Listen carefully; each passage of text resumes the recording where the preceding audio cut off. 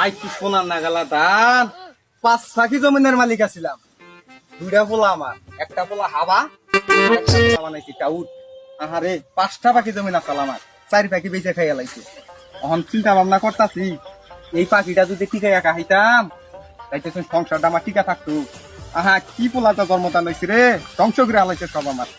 হ্যাঁ এই জমিনের এখন আমি উপায় করি কি, রক্ষা করি কিবা। গেদা আব্বা 5 পাখি তো জমিন আসাল, হ্যাঁ 4 পাখি তো বেঁচেই খাইছ। আরেক পাখি জমিন আছে, ইটা আবার বেচা খাইস না। ভাই তো আমার আড়াটা আছে, হাবা কাপা ওটা তো কিছু বোঝে না। ইটা আবার বেচা খাইস না। আরে এটা করছিলাম।